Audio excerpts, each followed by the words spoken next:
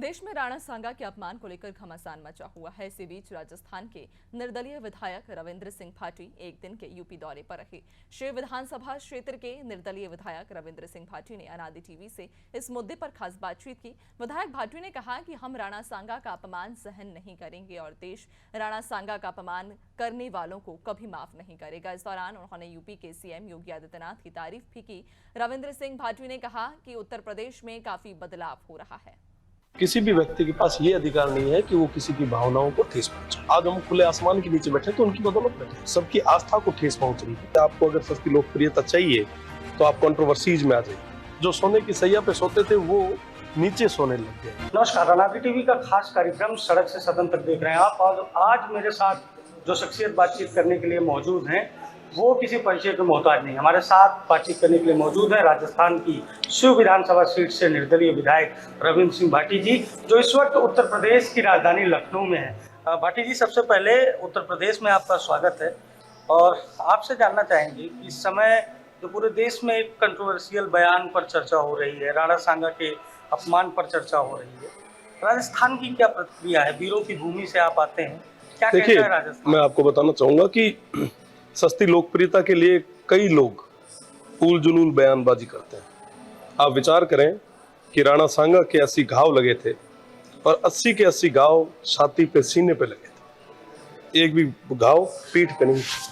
आप देखें कि एक कान, एक आंख, एक हाथ, एक पांव कटने के बाद में भी अपनी मातृभूमि के लिए उन्होंने लड़ाई लड़ी। ऐसे बहुत कम उदाहरण होते हैं, विरले उदाहरण होते हैं। तो निश्चित रूप से जो लोग बयानबाजी कर रहे हैं उनको इतिहास की ओर देखना चाहिए और सस्ती लोकप्रियता के लिए महापुरुषों का नाम लेना कतई उचित नहीं है और जिसका जवाब भी जनता दे रही है। क्या है जनता के मन में? राजस्थान क्या सोचता है? मैं आपसे जानना चाहता हूँ। आप एक आवाज है जिसे पूरा देश सुनता है।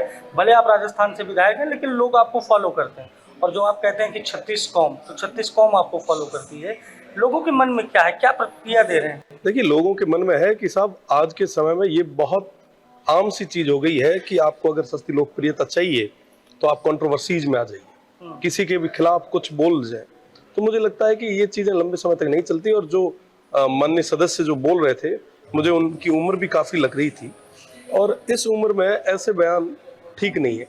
और राणा सांगा, राणा प्रताप, तो कई सारे लोग, तमाम वीर जिन्होंने बलिदान दी, कुर्बानियां दी, शहादत दी, सब कुछ न्योछावर कर दिया, उन पे ये बयानबाजी बिल्कुल भी ठीक नहीं है। 12 अप्रैल को राणा सांगा जी की जयंती है। पूरे देश के जो समाज के लोग हैं वो कह रहे हैं कि हम अपने अपने तरीके से राणा सांगा जी की जयंती मनाएंगे और इस बार बहुत भव्य तरीके से मनाएंगे। तो उनको लेकर कटाक्ष करना, उनको एक जवाब देंगे। क्या तैयारी है राजस्थान में? और बहुत बढ़िया तरीके से लगभग पूरे राजस्थान में ही नहीं बल्कि पूरे भारतवर्ष के अंदर राणा सांगा की जयंती मनाई जाएगी। और निश्चित रूप से राणा के जीवन से, उनके चरित्र से जो सीखने की चीजें हैं वो युवा शक्ति को सीखनी चाहिए। दो सवाल है जो हर कोई जानना चाहता है आपसे। आप लोकसभा का चुनाव लड़े जी, और लोगों ने कहा कि बिना किसी पार्टी के, बिना किसी मजबूत राजनीतिक बैकअप के आपने बहुत अच्छा चुनाव लड़ा। आगे क्या तैयारी? और आप जब सदन में बोलते हैं तो पूरा देश सुनता है। आप कहते हैं कि मुझसे नाराजगी है तो मुझसे आप हिसाब किताब करिए, जनता उससे प्रभावित ना हो। ये जो कुछ लोग आपको लेकर टिप्पणी करते हैं कि आपको विकास कार्य का मौका नहीं मिल रहा है क्योंकि आपने बीजेपी छोड़ दी, क्या सत्ता आपके साथ कुछ ऐसा व्यवहार कर रही है? ऐसा कुछ भी नहीं है। चीजें चलती रहेगी। राजनीति में कुछ भी चीजें स्थायी नहीं, बदलाव निरंतर चलता रहता है। निश्चित रूप से जनता ने हमें मौका दिया काम करने के लिए। हम प्रयास कर रहे हैं कि निश्चित रूप से उस जनता के लिए कुछ कर सके, बेहतर कर सके। और विशेषकर मैं उस सीमांत से आता हूँ, इंटरनेशनल बॉर्डर पे हम लोग बैठे हैं और वहाँ पे तमाम चीजों की जरूरतें आज भी पूरी नहीं हो पाई है, जिसमें मुख्य रूप से मूलभूत सुविधाएं हैं।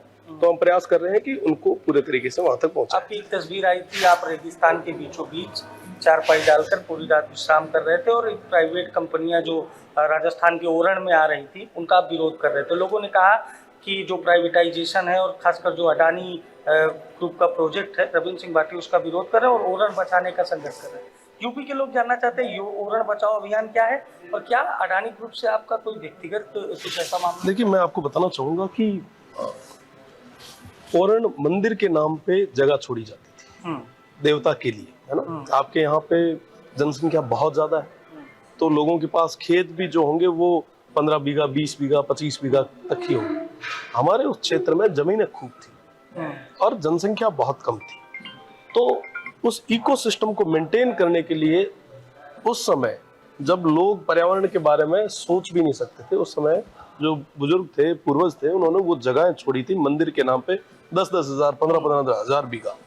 और कहा जाता है कि वहां से कोई लीली और सूख की लकड़ी तक घर नहीं लाता, उसको पूजते हैं लोग। आज भी ओरण की परिक्रमाएं होती है। आप देशनोक जब जाएंगे, वहां करणी मंदिर है और वहां पे देशनोक में ओरण की पूरी परिक्रमा होती है, तो हम उन्हें पूजते हैं।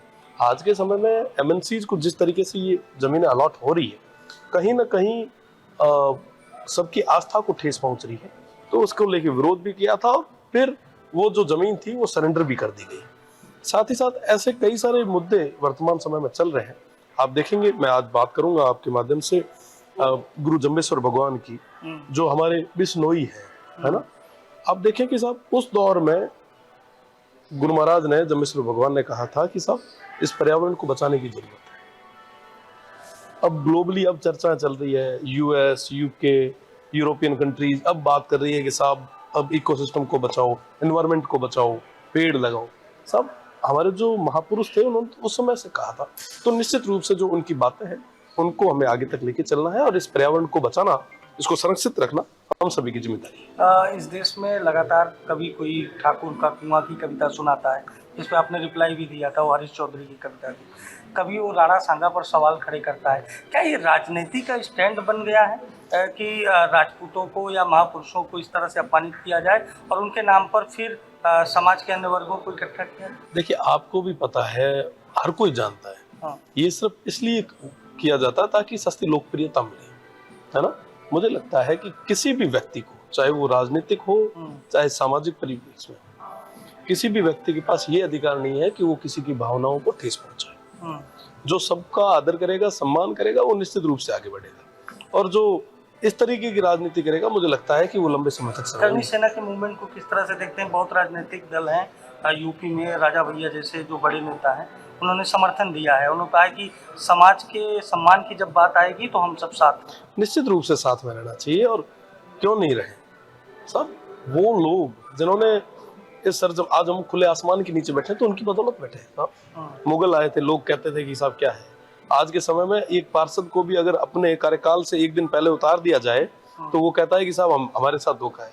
आप विचार करें कि वो राजा जो सोने की सैया पे सोते थे वो नीचे सोने लग गए, जो 56 भोग करते थे वो घास की रोटी इस मातृभूमि को बचाने के लिए खाने लग गए। उन्होंने जितना तप और तपस्या और समर्पण किया है, त्याग किया है, बलिदान किया है, आप 2 मिनट में कह देते हैं कि साहब वो नहीं वैसे था। क्या बात कर रहे हैं? तो निश्चित रूप से ये जो तमाम चीजें चल रही है, ये सस्ती लोकप्रियता के लिए चल रही है। और अब जरूरत है कि हमारी युवा पीढ़ी, जो आने वाली पीढ़ी है, उसको इन महापुरुषों के, वीरों के इतिहास के बारे में जानना होगा। Social media, WhatsApp, Instagram, Snapchat की इस दुनिया में जो हमारे युवा लिप्त हैं, उनसे निवेदन है कि थोड़ा सा बाहर निकल के उन सभी से इतिहास के बारे में जाने, ताकि आने वाले वर्तमान समय में जो हमारे बड़े बुजुर्ग हैं तो उन्हें पता है, तमाम चीजें हैं।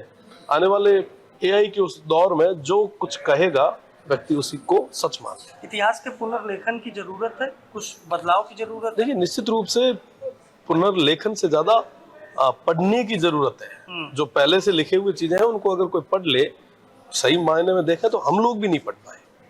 हम लोग भी प्रयास कर रहे हैं कि उन तमाम चीजों को पढ़ें, ताकि आने वाले समय में कभी ऐसी कोई घटनाएं हो तो हम जवाब सही तरीके से, सटीक रूप से दें। कुछ लोग इस विवाद में, जब करणी सेना का जो मूवमेंट हुआ उसके बाद रामजी लाल सुमन को कहने लगे कि ये दलित हैं, दलितों का अपमान हुआ। लेकिन बीएसपी सुप्रीमो मायावती ने कहा कि वो एक सांसद हैं, वो दलित समाज उनसे नहीं जुड़ा हुआ है, मतलब उनको पूरे समाज के रूप में ना देखा जाए। ये जो राजनीति है कि आप किसी का अपमान करिए, उसके बाद आपके ऊपर एक समाज का टैग लगाकर फिर लोगों को इकट्ठा किया जाना लगे, ये उचित है? देखिए, मैं आपको बताना चाहूंगा कि महाराणा प्रताप के साथ में अगर कोई सबसे ज्यादा कोई लड़े तो हमारे भील भाई लड़े। आज भी अब मेवाड़ के उस लोगों को आप देखेंगे जो उनके सिटी पैलेस पे लगा है। एक तरफ प्रताप खड़े हैं, दूसरी तरफ कई सारे जो हमारे जो दलित समाज के जो लोग के घर पे राणा प्रताप के चित्र बने। बिल्कुल बिल्कुल, निश्चित रूप से। तो जहाँ पे भी आप देखेंगे वो जो लोगो बने हैं वहाँ पर भील समाज के और तमाम के, आप देखिए हमारे लोहार समाज के जो लोग हैं, जो भाई हैं, उन सभी ने उस समय पूरा साथ और सहयोग दिया था। तो ठीक है, आप राजनीति करना चाह रहे हैं तो इसलिए आप कुछ भी कह सकते हैं, पर निश्चित रूप से ये जो चीजें हैं इन पे विचार करने की जरूरत है। आखिरी सवाल आपसे, उत्तर प्रदेश आप आए और आज आप प्रसिद्ध मथुरा दर्शन करने के लिए जा रहे हैं, कैसा लग रहा है यूपी आपको? बदला हुआ लग रहा है या कुछ? यूपी में बाबा है तो सब बदला हुआ ही है। निश्चित रूप से एक बड़ा परिवर्तन तो है ही।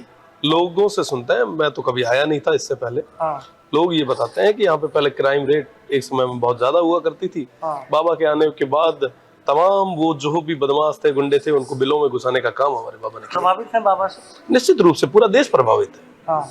क्या देखते हैं वो आने वाली समय में? लोग कह रहे हैं कि वो देश के गृह मंत्री बनना चाहिए उनको, देश का। देखिए वो तो जो राज के योग में जो होगा वो होगा, और शुभकामनाएं देते हैं। निश्चित रूप से ऐसे जो जन सेवा का भाव लिए जो आगे आते हैं उन्हें तो आगे रहना ही चाहिए। आपके यहाँ आपकी क्या तैयारी है आगे?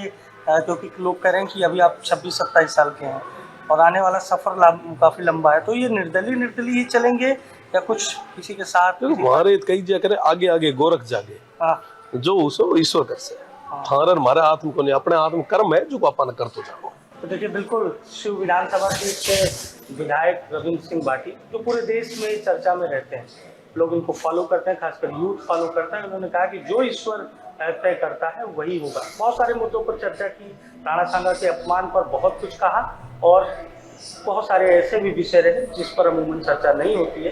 रविंद्र सिंह भाटी खुलकर बोले क्योंकि इनका यही अंदाज है। सहयोगी ब्रजेश के साथ मैं अभिषेक शर्मा, अनंत।